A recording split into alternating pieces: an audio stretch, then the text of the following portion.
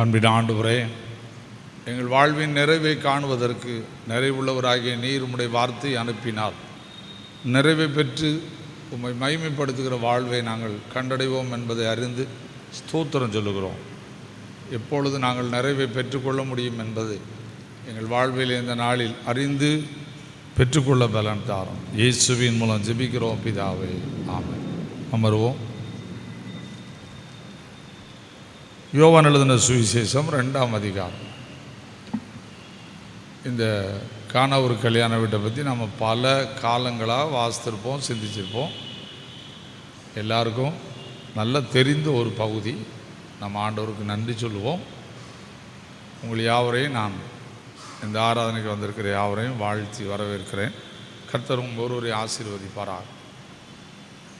இதை எத்தனையோ கோணத்தில் பிரசங்கம் பண்ணலாம். நான் இன்றைக்கி என்ன கோணத்தில் பிரசங்கம் பண்ணணும் அப்படின்னு தியானிக்கும் போது, குறைவுள்ள வாழ்வின் நிறைவை பெற்றுக்கொள்வதற்கு, நிறைவை பெற்றதினால் அந்த நிறைவு இந்த உலகத்தில் மிகுந்த மகிழ்ச்சியை கொண்டு வந்தது, சந்தோஷத்தை கொண்டு வந்தது.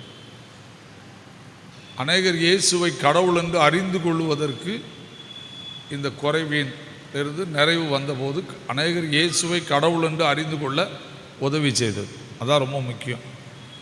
இப்போ நாம் இங்கே பார்க்குறோம், என்ன பார்க்குறோன்னா, குறைவு வந்துட்டு.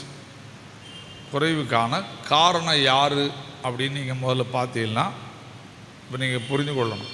கல்யாண வீட்டில் குறைவு வந்தால் எண்ணிக்கை போட்டவங்க குறையாக போட்டிருக்காங்கன்னு சொல்லுவாங்க. கார்டு கொடுத்த அளவுக்கு என்ன செய்யலை, வேலையை பந்தி என்ன செய்யலை, சமைக்கலைன்னு சொல்லுவாங்க முதல்ல. அப்படி தான் நான் கல்யாண வீட்டுக்காரன் கரெக்டாக என்ன செய்யலை, எண்ணிக்கை சொல்லலைன்னு சொல்லுவாங்க. இல்லைன்னா சமயக்காரனை பார்த்து என்ன சொல்லுவாங்க, இந்த ஆள் என்ன பண்ணலை, சரியான அளவெடுத்து வைக்கல, அல்லது குறையா அளவெடுத்துட்டாருன்னு சொல்லுவாங்க. 2 குறையும் இருந்துக்கிட்டே இருக்கும்.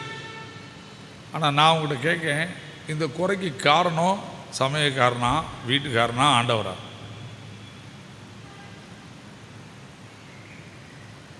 இந்த குறை ஏற்பட்டதுக்கு காரணம் யார்? சமயக்காரனா, வீட்டுக்காரரா, ஆண்டவரா? ஆண்டவர். அப்போ நம்ம வாழ்க்கையில் குறைவு வர்றதுக்கு யாரும் ஒரு காரணமாக இருக்கா? நம்ம வாழ்க்கையில் நம்ம குறைவோடு வாழ்கிறதுக்கு யாரும் ஒரு காரணமாக இருக்கா?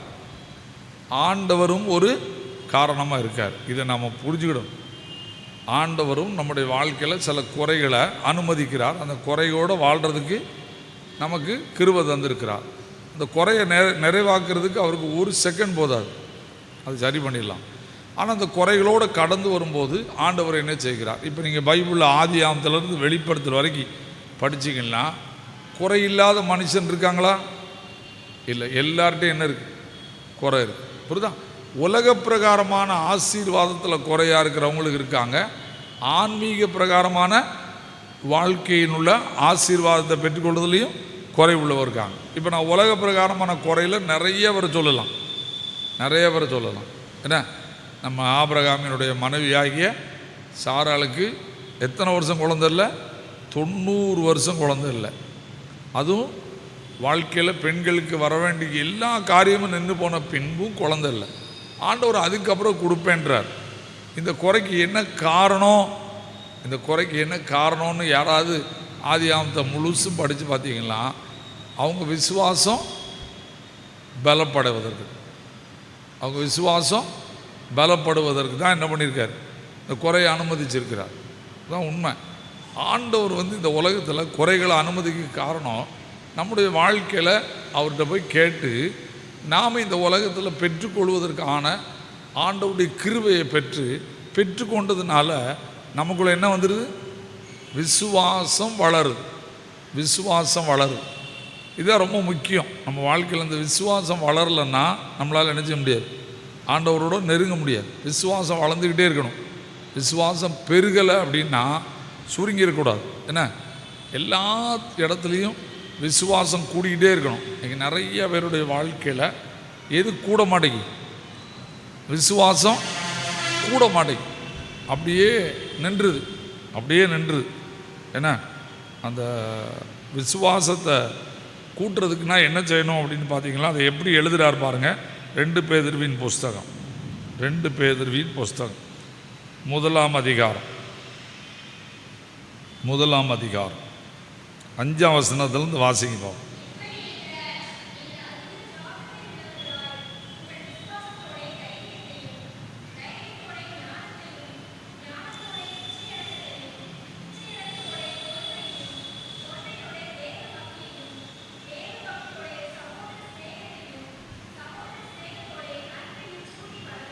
இப்போ இங்கே இந்த கூட்டி வழங்குகள்னு சொல்லியிருக்கலாம். இந்த கூட்டி வழங்குங்கள் அப்படின்னா நீங்கள் உங்கள்கிட்ட இருக்கிறத கூட்டி கொடுங்கன்னு அர்த்தம் இல்லை. அதுக்கு என்ன விளக்கம் இருக்குன்னா, முயற்சி செய்யுங்கள். என்ன செய்யுங்க?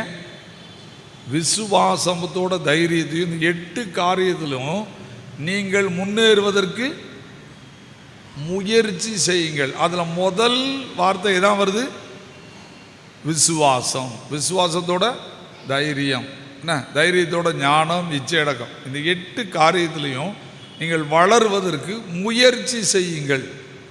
அதான் கொடுக்கப்பட்ட வார்த்தை. புரிஞ்சுதா?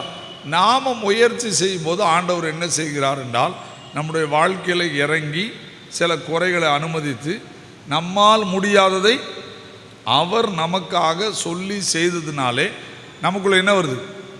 விசுவாசம் பெருக ஆரம்பிக்கு, வளருது. இதுதான் முக்கியம். அப்போ நம்ம எது வளர்றதுக்கு முயற்சி செய்யணும்? விசுவாசம் வளருவதற்கு முயற்சி செய்ய வேண்டும். அது ஒரு செடி இல்லை, நம்மகிட்ட இருக்கிற ஒரு கேரக்டர். அதை எப்படி வளர்க்கலாம் அப்படின்னு தான் இன்றைக்கி ஒரு பெரிய பிரச்சனை. என்ன, அதை எப்படி வளர்க்கலாம்? விசுவாசத்தை எப்படி வளர்க்க முடியும்?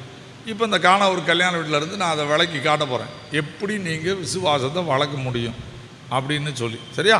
இப்போ இந்த விசுவாசத்தை அவர் எப்படி அவங்களுக்குள்ளே கொண்டு வந்தார் அப்படின்னு பார்த்தீங்கன்னா, நீங்கள் நிறைய நேரம் இதை படிச்சிருப்பீங்க. முதலாவது ஆண்டவர் சொன்ன காரியம் என்ன தெரியுமா? என் வேலை இன்னும், சொல்லுங்க, நம்ம வேலை எப்பவும் ரெடியாக இருக்கும். நமக்கு எதை செய்தாலும் எவர் ரெடியாக தான் இருப்போம். ஆனால் பைபிளில் என்ன சொல்லியிருக்குன்னா, என் வேலை இன்னும். சரி, அவர் கடவுளோ மனுஷனா?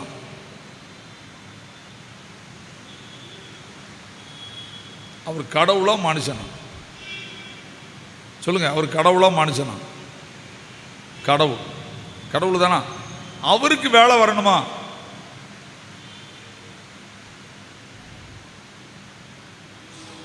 அவருக்கு காலம் வரணுமா? என் வேலை இன்னும் வரலன்னு சொல்கிறார். அவருக்கு காலம் வரணும்னு சொல்கிறது சரியா? எனக்கு எப்பா நேரம் வரலப்பா, எனக்கு இன்னும் என்ன இருக்குது, வேலை வரல, நான் எழும்பி வந்து உங்களுக்கு ஒரு காரியம் செய்யணும்னா காலையில் குளித்து புறப்பட்டு வந்தால் தான் செய்ய முடியும், எனக்கு இன்னும் வேலை வரலன்னு நான் சொல்லலாம். ஆனால் கடவுள் என்ன சொல்கிறார்? எனக்கு இன்னும் வேலை வரவில்லைன்றார். எனக்கு இன்னும் வேலை வரவில்லை அப்படின்றார். இது எந்த விதத்தில் நம்மளை சந்தோஷப்படுது? நீங்கள் போய் அவர்கிட்ட ஜெபம் பண்ணுறீங்க, உனக்கு இன்னும் எனக்கு நன்மை தர்றதுக்கு எனக்கு என்ன வரல, உனக்கு தர்றதுக்கு வேலை வரலன்னு சொல்கிறது நம்மளை விசுவாசத்தை வளர்க்குமா குறைக்குமா? வேலை வரலன்னு சொல்கிறது அவரை கடவுள்னு நம்ப வைக்குமா, நம்பிக்கையில் குறைய வைக்குமா? குறைய தான் வைக்கும். ஏன்? என்னடா இவர் கடவுள்னு நம்பி இவர்கிட்ட வந்து அவ்வளோ காரியத்தையும் சொல்லி ஜெபம் பண்ணுறோம், இவர் என்ன சொல்கிறாரு? எனக்கு இன்னும் வேலை வரலன்னு சொல்கிறாரு. அப்போ இவர் கடவுள் தானே? அப்போ இவருக்கும் வேலை வந்தால் தான் செய்வாரா? இவருக்கும் காலம் வந்தால் தான் செய்வாரா? அப்படிங்கிறத நம்ம யோசித்து பார்க்கணும். ஆண்டவர் இது ஏன் சொன்னார் அப்படின்னு நீங்கள் பார்த்தீங்கன்னா, வேலை வரலன்னு அவர் சொன்னதுக்கு ரீசன் என்ன அப்படின்னு நீங்கள் பார்த்தீங்கன்னா, அங்கே என்ன பார்க்குறோம் அப்படின்னா, திராட்சை ரசம் குறைபட தொடங்கியிருக்கு. என்ன, அங்கே மீதி இன்னும் திராட்சை ரசம் இருக்கான்னு தெரியல, பந்தி ஓடிக்கிட்டு இருக்கு. இப்போ அவர் புது திராட்சை ரசத்தை பண்ணணும்னா எங்கே போகணும்? இப்போ அவர் புது திராட்சை ரசம் உங்களுக்கு கொடுக்கணும்னா அவர் எங்கே போகணும்? இதெல்லாம் சிந்திக்க மாட்டோம். எங்கே போகணும்? கல்யாண வீட்டுக்காரனை கூப்பிட்டு எப்பா ஒரு 10 பாத்திரத்தை எடுத்துட்டு வா, நான் என்ன செய்கிறேன், உனக்கு திராட்சை ரசத்தை தாரேன்னு சொல்லியிருக்கணும். சொன்னாரா? சொல்லலை. ஏன் சொல்லலை? சொன்னால் இவங்க செய்ய மாட்டாங்கன்னு யாருக்கு தெரியும்? அவருக்கு தெரியும். அப்போ வேலை ஏன் வரல? வேலையா வரல?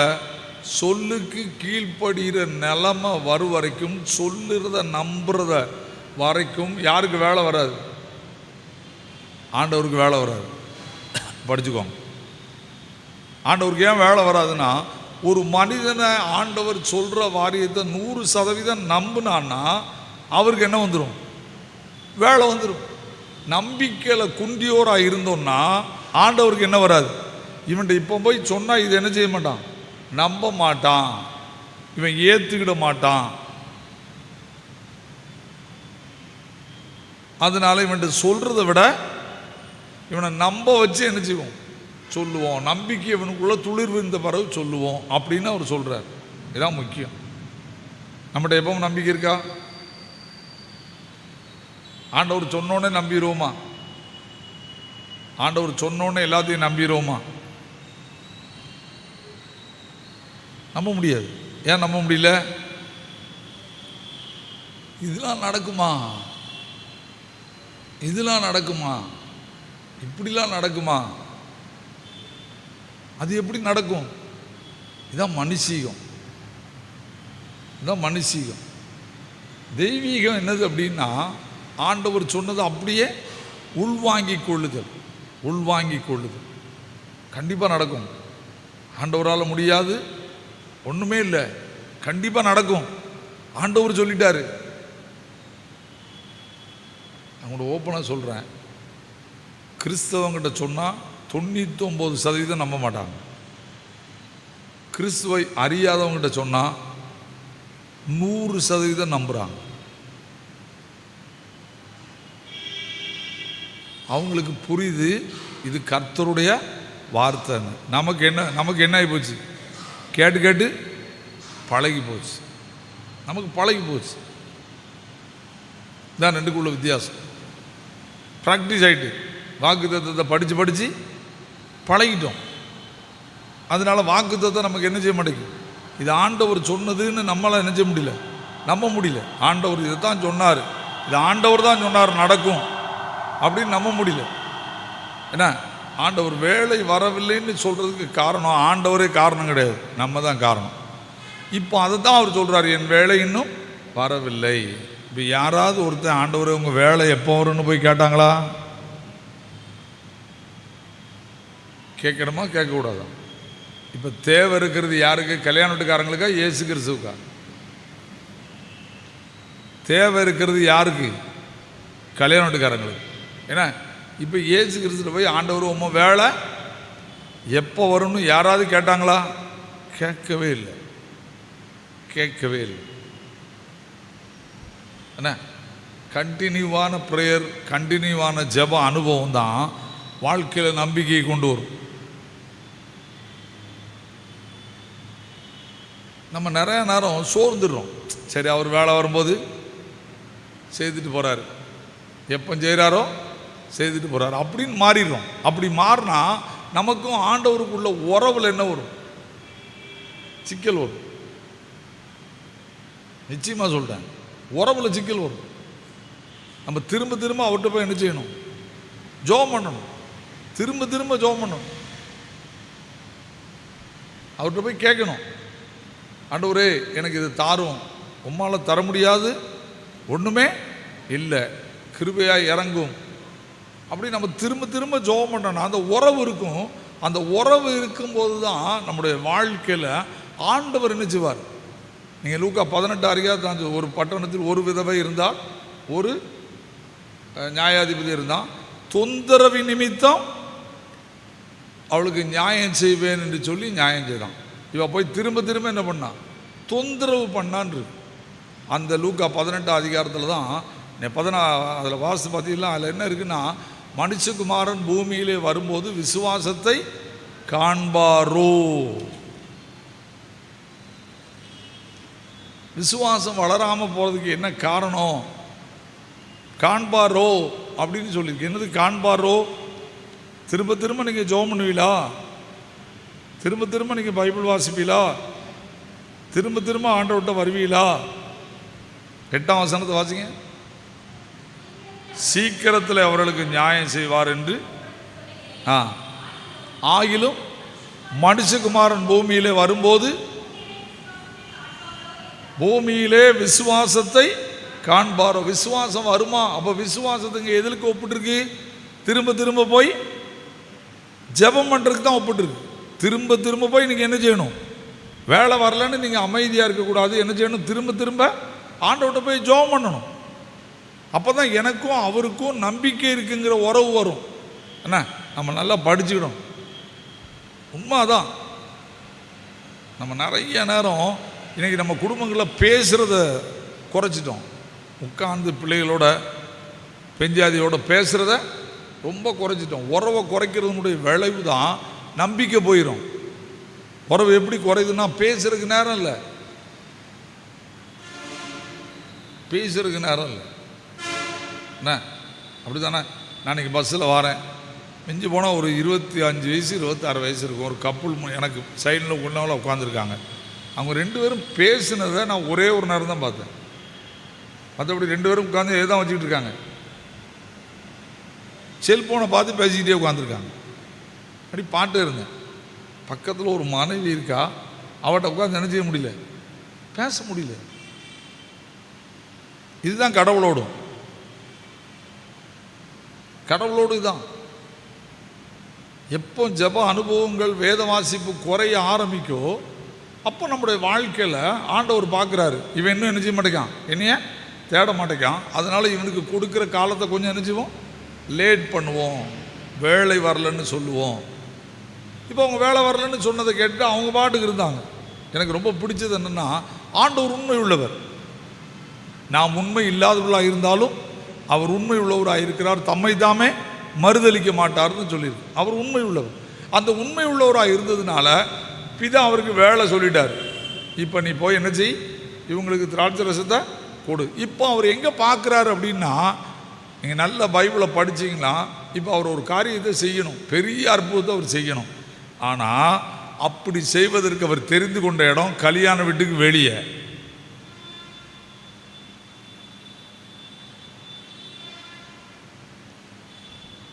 கல்யாண வீட்டுக்கு உள்ள இல்லை. நான் சொல்றது புரியுதா?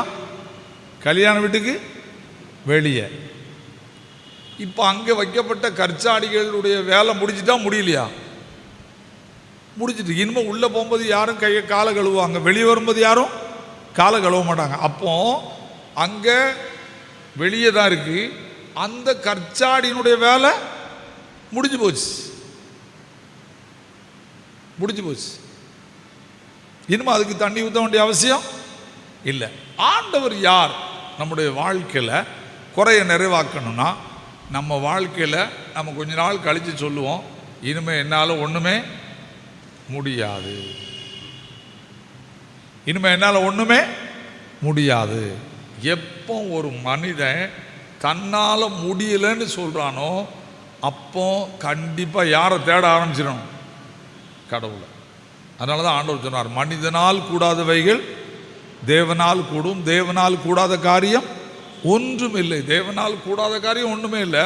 ஆனால் மனிதனால் கூடாதவைகளையும் என்னால் செய்ய முடியும். உன்னால் முடியலைங்கிற இடத்துக்கு நீ வந்து தான் ஆகணும். என்னை நம்புனியா? என்னால் முடியாதுங்கிற இடத்துக்கு வந்து தான் ஆகணும். என்னால் முடியவே முடியாதுங்கிற இடத்துக்கு வந்து தான் ஆகணும். என்னால் முடியாத ஆண்டவரே. இது பைபிளில் நிறைய இடத்துல பார்க்கலாம். எங்களால் முடியவே முடியாது, எங்களால் முடியாது. என்ன, நீங்கள் ஆசாராஜா ஜெபம் பண்ணுவான், நிற்க எங்களுக்கு பலன் இல்லைன்னு சொல்லுவான். யோசபாத்து ஜெபம் பண்ணுவான், ஐயா எங்களால் முடியாது. எஸ்ஐக்கு அழுவான், ஒன்றுமே செய்ய முடியாது, நீர் எங்களுக்கு இறங்கி யுத்தம் பண்ணும், நீர் எங்களுக்கோட சொல்லும், நாங்கள் என்ன செய்யணும்னு சொல்லும் அப்படின்னு கேட்குற அளவுக்கு ஆண்டவர் நமக்கு முடியாதுன்னு சொல்கிற வரைக்கும் அவர் வெயிட் பண்ணுவார். முடியும்னு சொல்லிட்டாலே யாரும் உள்ள தலையிட மாட்டார். ஆண்டவர் தலையிடவே மாட்டார். இதான் ரொம்ப கடினமானது. என்ன உடனே இதுக்கு என்ன விளக்கம் சொல்கிறாங்கன்னா, செல்ஃப் கான்ஃபிடென்ஸை பிரசிங் மாதிரி தப்பாக பேசுகிறாங்க. சுய நம்பிக்கை இருந்தால் தான் வெற்றி பெற முடியும். உன் நம்பிக்கையெல்லாம் முடியலன்னு சொன்ன பிறகு நீ யாரை தேடு? கடவுளை தேடு. உன் சுய நம்பிக்கையை வேண்டான்னு சொல்லலை. உன் நம்பிக்கை நல்ல நம்பிக்கையாக இருக்கட்டு. ஆனால் அந்த நம்பிக்கையை வச்சு உன்னால் சாதிக்க முடியுமா? முடியாதுன்னு தெரிஞ்சா யார்கிட்ட போ? ஆண்டவர்கிட்ட போ. அதை தான் அங்கே எழுதி வச்சிருக்கு. உன் நம்பிக்கையில் எல்லாமே நடக்காது. என்ன, நான் நம்புகிறது அவரால் வரும். நான் நம்பினா வர்றது எங்கேருந்தா வரணும்? பரலோகத்திலிருந்து தான் வரணும். என்ன, யாக்கோபு 1:17 தான் சொல்லுது, நன்மையான எந்த ஈவும் பூரணமான எந்த வரமும் பரத்திலிருந்து உண்டாகி ஜோதிகளின் பிதாவினிடத்திலிருந்து இறங்கி வரணும். கர்த்தர் நன்மையானதை தருவார் தான் இருக்கு. கர்த்தர் நன்மையானதை தருவார். அப்போ நம்ம வாழ்க்கையில் இன்னைக்கு செய்ய வேண்டிய காரியம் என்ன? ஆண்டவர், என்னால் முடியல, என்னால் இதை தாண்ட முடியல, என்னால் அதை செய்ய முடியலன்னு சொன்னால் ஆண்டவர் மகிழ்ச்சி அடைவார். முடியலன்னு சொல்லி முறுமுறுத்தினா ஆண்டவர் கோபப்படுவார். முடியலங்கிற இடத்துல 2 காரியம் நடக்கும். இஸ்ரவேல் ஜனங்களுக்கு என்ன, சிவந்த சமுத்திரத்துக்கு முன்னால் கடக்க முடியாதுன்னு தெரிஞ்சிச்சு. என்ன செய்தாங்க? நாங்கள் எகிப்திலே செத்து போயிருந்தால் நலமாக இருக்கும்னு என்ன பண்ணாங்க? முறுமுறுத்தாங்க. தண்ணி இல்லைன்னு தெரிஞ்சிட்டு ஆண்டவரே தண்ணி தாருன்னு ஜெபம் பண்ணலை. நாங்கள் தண்ணினாலே சாகிறோமேன்னு நினைச்சுதாங்க, முறுமுறுத்தாங்க. மோசையை கல்லறிய பார்த்தாங்க. இந்த குறைகளில் வரக்கூடிய அவநம்பிக்கை என்ன கொண்டு வந்துடக்கூடாதுன்னா, கடவுளை திரும்ப என்ன செய்யக்கூடாது? குறை சொல்கிற அளவுக்கு போயிடக்கூடாது. நம்ம காரியங்களில் உள்ள குறைகளை ஆண்டவர் தீர்க்கணும்னா நம்ம யாரை குறை சொல்லிடக்கூடாது? ஆண்டவரை முறுமுறுக்கக்கூடாதுன்னு சொல்கிறார். நல்லா புரிஞ்சுக்கோங்க. ஆண்டவர் தான் யாத்ராமில் சொல்லுவார், உங்கள் முறுமுறுப்பை கேட்டேன் அப்படிம்பார். ஜெபத்தை மட்டும் கேட்கல, முறுமுறுப்பையும் கேட்டேன்னு சொல்கிறார். இப்போ நம்ம வாழ்க்கையில் முறுமுறுப்பு இருக்கா? நம்பிக்கை இருக்கா? முறுமுறுப்பு இருக்கா? நம்பிக்கை இருக்கா?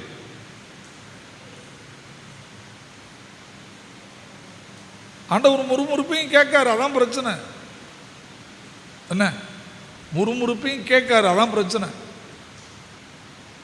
என்ன, நம்ம நினைக்கிறோம் ஆண்டவர் ஜெபத்தை மட்டும்தான் கேட்பாருன்னு. இல்லை, முறுமுறுப்பையும் கேட்காரு. அது யாரானாலும் சரி அவருடைய முறுமுறுப்பை கேட்காரு. ஐயர்வாள்னோடனே விடுறது இல்லை, எல்லாரையும் பிடிச்சிருவார். ஏன் முறுமுறுத்தான்றவர். என்ன, அப்போ இந்த உலகத்தில் நம்ம அறிந்து கொள்ள வேண்டிய காரியங்கள் என்ன? ஆண்டவரே எங்கள் வாழ்க்கையில் என்ன தாரும்? நம்பிக்கை தாரும். என்ன, எங்கள் வாழ்க்கையில் நீர் வேலை வரலன்னு சொல்லும்போது நாங்கள் என்ன பண்ணணும்? உண்மை நம்பணும். எங்களுக்கு முடியாதுன்னு சொல்லணும். எங்கள் இயலாமையை நாங்கள் அறிக்கையிட வேண்டும். முடியாதுன்னு சொல்கிறதுக்கு ஒரு விளக்கம் என்ன கொடுத்துருக்காங்கன்னா, இயலாமையை கடவுளிடத்தில் போய் அறிக்கையிடுவது. எனக்கு முடியலன்னு சொல்லி, ஆண்டவர் என்னால் இதை செய்ய முடியலன்னு சொல்லி இயலாமையை அவர்கிட்ட போய் சொன்னால் அதுக்கு என்ன அர்த்தமா? எனக்கு உதவி செய்யணும்னு அர்த்தமா? இதை நம்ம கண்டிப்பாக செய்யணும். நம்ம வாழ்க்கையில் சொல்லிட்டோம், முறுமுறுக்கிறத விட்டுறணும். முறுமுறுத்தலை விட்டுட்டு இதை சாதிக்கணும். இதை தான் அந்த 2வது காரியத்தில் அவர் கற்றுக் கொடுக்குறார். புரியுதா? என் வேலை இன்னும் வரவில்லைன்னு சொல்கிறதுல 2வது காரியத்தில் கற்றுக் கொடுக்குறார். புரியுதா? இப்போ அவருக்கு வேலை வந்துட்டு, நான் சொன்னேன் வெளியே வந்துட்டார், முடியாதுன்னு சொல்லிட்டேன். முடிந்த வேலையை, முடிந்த அந்த கற்சாடியை தான் பயன்படுத்துகிறார். முடிஞ்சது. உங்களால் முடியாதுன்னு சொல்லிட்டீங்களா, கர்த்தர் உங்களுக்கு கிருபை செய்வார். இப்போ அவருக்கு தெரியும் இந்த கற்சாடி வேலை முடிஞ்சிச்சு. ஆனால் அவருக்கு ஒன்று தெரியும், இந்த இடத்துலையும் என்னையால் திராட்சரசத்தை, தண்ணியை திராட்சரசமாக மாற்ற முடியும், மக்கள் இதை குடிப்பாங்க. நான் இப்போ ஒரு கேள்வி கேட்க போகிறேன். ஆண்டவர் கோயிலுக்கு வெளியே வச்சிருக்கிற ஒரு பாத்திரத்தில் காப்பி போட்டு வச்சுருந்தா எத்தனை பேர் குடிப்போம்?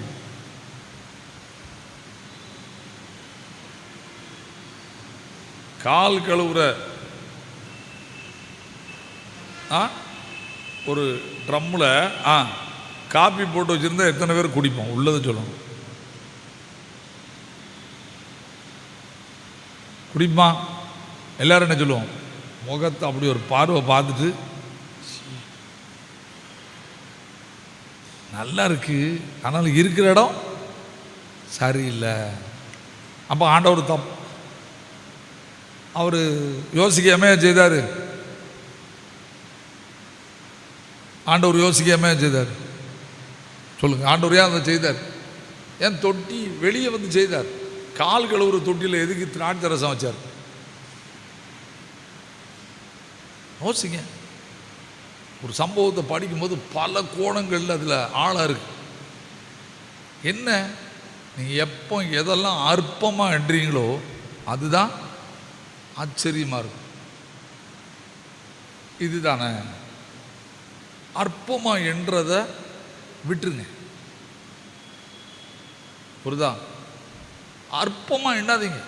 அதனால் ஆண்டவர் சொன்னார், இந்த சிறியரில் ஒருவனையும் அற்பமாக எண்ணாதபடிக்கு எச்சரிக்கையாயிருங்கள். ஏன்னா அவங்களுடைய தேவதூதர்கள் என் பரமபிதாவின் சமூகத்தை தரிசிக்கிறார்கள். மத்தேயு 18 நினைக்கிறேன். புரியுதா? நீங்கள் அற்பமாக அவனை எண்ணி அதுக்கு என்ன அதில் போட்டுக்குன்னா, இவனுக்கு என்ன தெரியும்னு சொல்லி அவன் முன்னால் பாவம் செய்யாத. அற்பமாக எண்ணி பாவம் செய்யாத. ஏன்னா அவனும் அந்த பாவத்தை படிச்சுட்டான்னா இடரல் வருவது அவசியம். எவனால் வருகிறதோ அவனுக்கு ஐயோ, அவன் இந்த பூமியிலே பிரவாதிருந்தானால அவனுக்கு நலமாக இருக்குன்னு அதில் தான் வருது. இவனுக்கு என்ன தெரியும்னு நினச்சி என்ன செய்யாத, பாவத்தை அவன் முன்னால் பண்ணாத. அவனுக்கு தெரியாத பாவத்தை அவன் முன்னால் பண்ணாத. இவனுக்கு ஒன்றுமே தெரியாதுன்னு நினைக்காத. சிகரெட்டு குடிக்கிறவங்கள ரொம்ப சத்தம் போடுவாங்க அந்த காலத்தில். ஏன்னா இவனு சிகரெட் வாங்குறதுக்கு யாரை தான் பிடிச்சி அனுப்புவான்?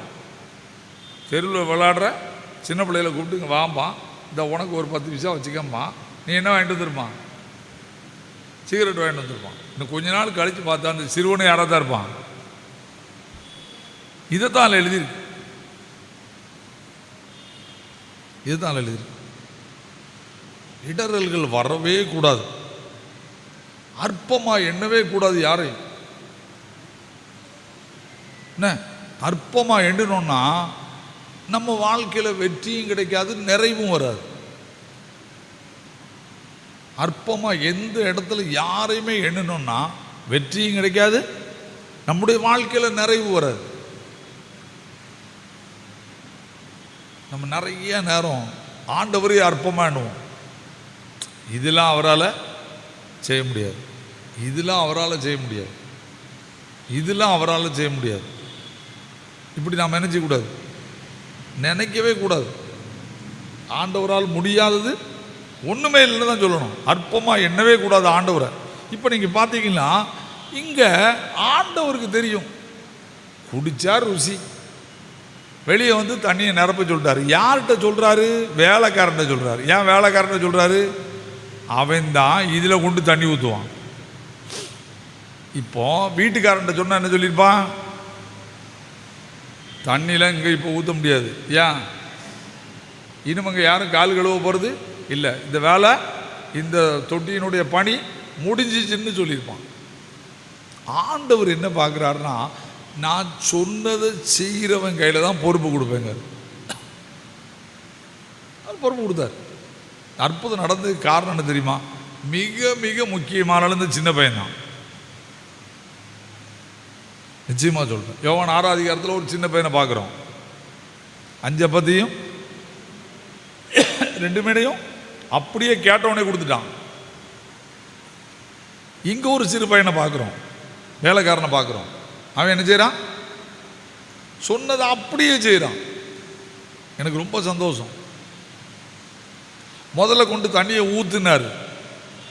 எத்தனை நேரம் போனானோ தெரியாது, ஊற்றிக்கிட்டே இருக்கான்.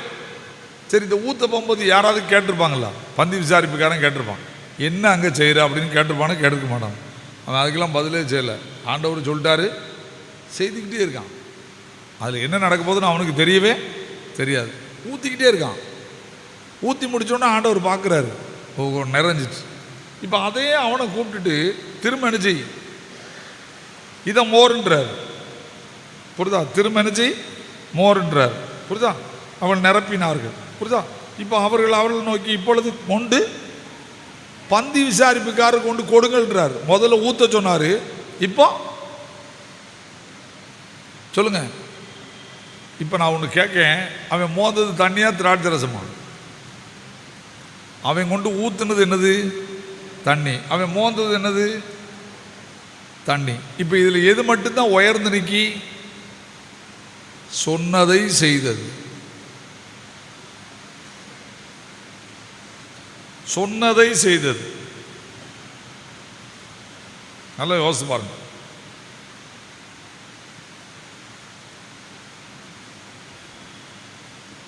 அப்போ நம்ம ஆண்டவர் சொன்னதை அப்படியே நம்பணும், செய்யணும். இப்போ நீங்கள் பார்த்தீங்கன்னா, இப்போ அவன் கொண்டு போகிறான், அவன்லாம் பார்க்கல. இப்போ அங்கே கொண்டு போய் யார்கிட்ட கொடுத்துட்டான்? பந்தி விசாரிப்புக்காரன்ட்ட. அந்த திராட்சரசை எங்கே இருந்து வந்தது என்று தண்ணீரை முண்ட வேலைக்காரருக்கு தெரிந்ததே அன்றி பந்தி விசாரிப்புக்காரனுக்கு தெரியாததுனால் அவன் திராட்சரசமாய் மாறின. இப்போ அவன் பார்க்குறான், அங்கே ஏற்கனவே குறையாகிட்டு இருக்கு. இவன் வெளியேறது கொண்டு வரான். எனக்கு அந்த பந்தி விசாரிப்புக்காரன் ரொம்ப சந்தோஷம்னு தெரியுமா? குறைய நிவர்த்தியாக்கன்னு தான் பார்க்குறானே தவிர இது யார் தந்தா, இது எங்கேருந்து வந்துச்சு, அந்த விசாரணையே இல்லை. எங்கேருந்து வந்துச்சுன்னு யார் கேட்கல? பந்தி விசாரிப்புக்காரன் கேட்கல. நம்மனா என்னதான் கேட்போம்? நம்மனா என்னதான் கேட்போம்? இது எங்கேருந்து வந்துச்சு, இது அங்கே வெளியே இருந்து ஏன் வருது? அவன் குடிச்சு பார்த்தான். அவனுக்கு பிரச்சனையை தீர்க்கிறதா வேலை. பந்தி விசாரிப்புக்காரனுக்கு பந்தியில் என்னெல்லாம் இருந்துடக்கூடாது, திராட்சரசம் குறைவுபட்டுறக்கூடாது. அவன் அதுக்கு தான் பயந்துக்கிட்டு இருக்கான். அவன் பிரச்சனையை தீர்க்கிற வேலைக்காரன். நம்முடைய வாழ்க்கையில் பிரச்சனையை தீர்க்கிற வேலைக்காரங்களும் இருக்காங்க, பிரச்சனையை உருவாக்கி விடுற வேலைக்காரங்களும் இருக்காங்க. எப்பா இந்த திராட்சரசத்தை குடிக்காதங்கப்பா, இது எங்கேருந்து வந்திருக்கு, கால் கழுவுற தொட்டியிலேருந்து வந்திருக்குன்னு சொல்லியிருப்பான், முடிஞ்சு. அவன் அதெல்லாம் பார்க்கல, ருசி பார்த்தான். முதல்ல குடிச்ச திராட்சத்தோட ரொம்ப டேஸ்டாக இருக்கு, சத்தம் வச்சுட்டான். எல்லாரும் முதலாவது நல்ல ரசத்தை கொடுப்பார்கள், நீரோ இதுவரைக்கும் வைத்திருந்தீரேன்னா. நம்ம ஆள் பார்த்தான், வந்தவன் போனவன் எங்கே இருக்குலாம் பார்க்கல. கொண்டா குடி குடி குடின்னு குடிச்சிட்டே இருக்காங்க. அப்போ ஆண்டவர்கிட்ட என்ன இருக்கு? நம்மளால கொடுக்க முடியாத அளவுக்கு ருசி மிகுந்த வாழ்க்கை அவர்கிட்ட இருக்கு. திரும்ப திரும்ப சொல்றேன், கர்த்தர் நல்லவர் என்பதை அவர் மேல் நம்பிக்கையாக இருக்கிற மனுஷன் பாக்கியவான். நம்ம அவரை ருசித்து பார்க்கணும், எல்லா இடத்துலையும் அவரை டேஸ்ட் பண்ணணும். அவர் எல்லா காரியத்திலையும் நல்லவர் தான். அவர் கெட்டவர்னே சொல்லவே முடியாது. அவர் எதை செய்தாலும் எதுக்கு தான் செய்வார்? நன்மைக்கு தான் செய்வார், தீமைக்கு செய்ய போகிறதே இல்லை. அவர் எதை செய்தாலும் எதுக்கு தான் இருக்குமா? அன்றியும் அவருடைய தீர்மானத்தின்படி அழைக்கப்பட்டவர்களாய் அவரிடத்தில் அன்பு கூறுவதற்கு சகலமும், ரோமர் 8:28 அப்படி தான் இருக்கு, சகலமும் நன்மைக்கு தான். அப்போ கர்த்தர் நல்லவர் என்பதை நீங்கள் நல்லது நடக்கும்போது மட்டும் நல்லவர்னு சொல்லக்கூடாது, கெட்டது நடக்கும்போதும் நல்லதுன்னு சொல்லணும். என்ன சாம் சுந்தரம் ஐயா என்ன ஏசிய சபை ஆரம்பித்தவர் வரும்போது அவருடைய மெசேஜ் உட்காந்து நான் கேட்டுக்கிட்டு இருந்தேன். அவர் மெசேஜ் எல்லாரும் உட்காந்து நல்லா கேட்டுக்கிட்டு இருந்தேன். நம்ம அழகாக பேசுவார், சிம்பிள் இங்கிலீஷில் அழகாக பேசுவார், அழகாக நிதானமாக பேசுவார். அவர் வயசு காலத்தில் பேசுகிறதெல்லாம் நிதானமாக இருக்கும். அவர் அப்பா ஒரு பேங்கில் பெரிய பொறுப்பில் இருக்கார், சாம் சுந்தரம். இவர் பிகாம் படிச்சிட்டார், படித்து முடித்து இவருக்கு பேங்கில் வேலை கிடைக்கணும்னு அவர் கைக்குள்ளே வேலை பார்க்குற ஒரு மேனேஜர்கிட்ட கொண்டு யாரை விடுறாரு? அது அப்பா கைக்குள்ளே வேலை பார்க்குற ஒரு மேனேஜர்கிட்ட கொண்டு யாரை விடுறாரு? சாம் சுந்தரம் ஐயாவும் விடுறாரு.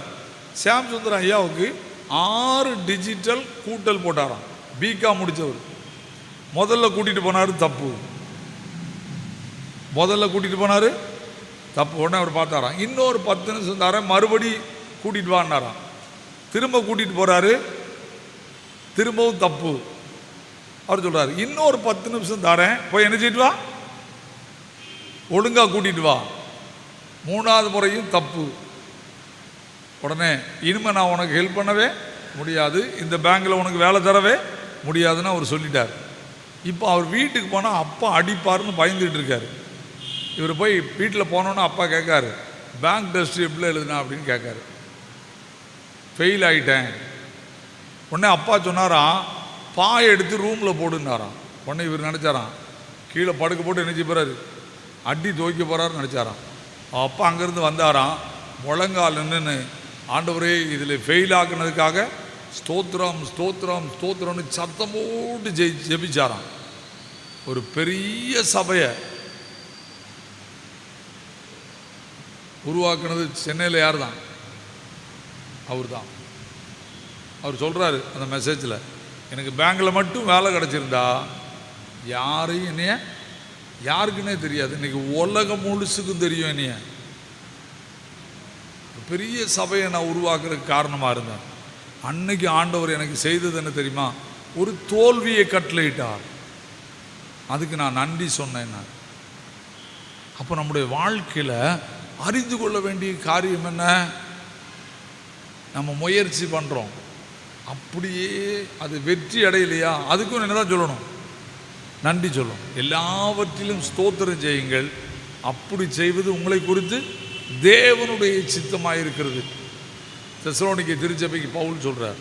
அப்போ ஸ்தோத்திரம் செய்தலே தகும்னு சொல்லியிருக்கு. வம்பும் புத்தியினமான பேச்சும் தகாதவைகள் ஸ்தோத்திரம் செய்தலே தகும். வாயை திறந்து என்ன சொல்லணும்? வெற்றி கிடைக்கட்டா என்ன சொல்லணும்? ஸ்தோத்திரம் ஆண்டவரே, இதில் எனக்கு எவ்வளோ முயற்சி பண்ணேன், எனக்கு கிடைக்கல, ஸ்தோத்திரம் ஆண்டவரே, உமக்கு நன்றி. எதுக்கு தடுக்கீர்னு எனக்கு தெரியாது, ஸ்தோத்திரம். இதை சொல்ல பழகிட்டாலே ஸ்தோத்திர பலி இடுகிறவன் என்னை மகிமைப்படுத்துகிறான், அவரை மகிமைப்படுத்த ஆரம்பிக்கிறோம். அப்போ நம்ம வாழ்க்கையில் இன்றைக்கி என்ன அறிந்து கொள்ளணும்னா, குறைவுள்ள காலங்களில் ஆண்டவர் நமக்கு குறை தரும்போது என்ன, ஆண்டவர் சொல்கிற இடத்த பார்த்து நம்பிக்கை இல்லைன்னா ஆண்டவருக்கு என்ன தான் சொல்லணும்? முயற்சி தோல்வி அடைஞ்சாலும் ஸ்தோத்திரம் சொல்லணும். ஆனால் இங்கே பார்த்தீங்களா, எதிர்பார்த்த இடத்துலேருந்து வரல, வந்த இடத்த பார்க்கல, என்ன செய்தாங்க? ருசியை பார்த்து எல்லாரும் குடித்தாங்க, எல்லாருமே குடித்தாங்க. ஆமாம், உண்மையாக எனக்கு ஞானவரையாவே இதில் ரொம்ப பிடிக்கும். ஒரு புக்கில் எழுதியிருக்கார் அழகா, அவர் எழுதின புக்கில் எழுதியிருக்கார், கடைசியில் யாரெல்லாம் குடிச்சிருப்பானா, அடிமட்ட மக்கள். பணக்காரங்களாம் குடிச்சிட்டு போயிட்டாங்க. இந்த நல்ல ரசம் யாருக்கு தான் கிடச்சிச்சு? அடிமட்ட மக்கள் குடிக்காமல் கடைசி பந்தியில் வந்து சாப்பிட வந்த முறை எதை குடித்தான்? நல்ல ரசத்தை குடித்தான்னு அவர் எழுதியிருப்பார். இந்த ஒரு கல்யாண வீட்டில் அவர் ரொம்ப தெளிவாக எழுதியிருப்பார். அவர் தான் இந்த செவ்வாய்க்கிழமை வாரத்தின் 2ஆம் நாள் அப்படின்னு தெளிவாக எழுதினார். இப்போ நம்முடைய வாழ்க்கையில் இவ்வளோ நேரமும் எல்லோரும் குடிச்சிட்டு போகும்போது யாரெல்லாம் பார்த்துக்கிட்டு இருந்திருப்பா? ஏழைகள்லாம் பார்த்துக்கிட்டு இருந்திருப்பாங்க. ஆனால் இப்போ அவங்களுக்கு டேன் வரும்போது குடிச்சு பார்க்காங்க, என்ன டேஸ்டாக இருந்துச்சு. இப்போ குடிச்சிட்டு போனவங்களாம் என்ன நினச்சிருப்பாங்க? ஐயோ, பந்தியில் உட்கார்ந்ததில்ல தப்பாக போச்சு, கடைசியில் இருந்திருந்தால் நல்ல ரசம் கிடைத்திருக்குமே. அதுதான் பைபிளில் சொல்லியிருக்கு, கர்த்தருக்கு காத்திரு, அவர் உன் இருதயத்தை திடப்படுத்துவார். திடமனதாக இருந்து கர்த்தருக்கு காத்திரு. கர்த்தருக்கு காத்திருக்கிறவளோ புது பலன் அடைந்து கழுகுகளை போல செட்டைகள் அடித்து எழும்புவார்கள். ஓடினாலும் இளைப்படையார்கள், நடந்தாலும் சோர்ந்து பாடுறார்கள். அப்போ நம்முடைய வாழ்க்கையில் உடனே கிடைக்கட்டாலும் வெயிட் பண்ணி ஆண்டவரை செய்ய முடியும்னு காத்திருக்கும் போது அவர் தர்றது இதுவரைக்கும் நம்ம அனுபவிக்காத ருசியாக இருக்கும். அது யார் தெரியுமா? இயேசு. இந்த உலகத்திலே பழகக்கூடியவரும், கற்றுக் கொடுக்கிறவரும், என்னை திருத்துகிறவரும், என்னை மாற்றுகிறவரும், எனக்காக பொறுக்கிறவரும், என்னை மன்னிக்கிறவரும், என்னை ஏற்றுக்கொள்ளுகிறவரும், என்னை கை நீட்டாதபடி பாதுகாக்கிறவரும் யார் மட்டும்தான்? இயேசு மட்டும்தான். அதனால் என்ன செய்யுங்க, கர்த்தர் நல்லவர் என்பதை உங்கள் வாழ்க்கையில் முழங்கால் போட்டு, இயேசுவே எனக்குள்ள வாருன்னு ஜெபம் பண்ண பழங்க, என்னை ரட்சியும், நீர் தான் இந்த உலகத்தின் கடவுள், எனக்குள்ள நிறைய குறை இருக்குது, அதை நிவர்த்தியாக்கவுமால முடியும், எனக்கு உதவி செய்யும்னு ஜெபம் பண்ணுங்க. ஆண்டவர் கர்த்தர் நல்லவர் என்பதை ருசித்து பார்த்து நம் மூலமாக மற்றவங்க அதை ருசிப்பாங்க. இந்த அக்கா ஒரு கடவுளை சொன்னாங்க, அவர் நல்லவர்னு நம்ம சொல்கிறத பார்த்து அந்த திராட்சை ரசத்தை குடிச்சிட்டு நல்ல ரசம் நல்லா இருந்துச்சு சொன்னது போல் நம்ம சொன்ன ஆண்டவர் நல்ல கடவுள்னு எல்லாரும் நினச்சிவாங்க, சொல்கிற கிருபையை நமக்கு தருவாங்க. தலை தாழ்த்துவோம், ஜெபம் பண்ணுவோம், ஆண்டவர்கிட்ட ஒப்பு கொடுப்போம். ஆண்டவரே, நாங்கள் இந்த கானாவூர் கல்யாண விட்ட அற்புதத்திலிருந்து சில காரியத்தை கற்றுக்கொண்டோம். ஆண்டவரே, தொடர்ந்து எங்களை வழி நடத்தும்னு ஜெபம். நாங்களும் நல்ல இயேசுவை, ருசி உள்ள இயேசுவை உலகத்துக்கு கொடுக்கிறவளாய் எங்களை மாற்றும்னு கிருபை நிறைந்த ஆண்டவரே, நல்ல இரவுக்காக ஸ்தோத்திரம். எங்களை தாழ்த்துகிறோம்.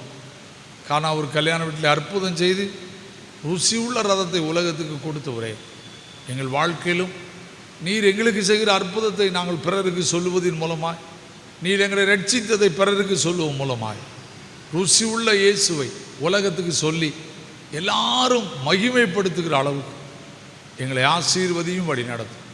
இயேசுவின் மூலம் ஜெபிக்கிறோம் பிதாவே, ஆமென்.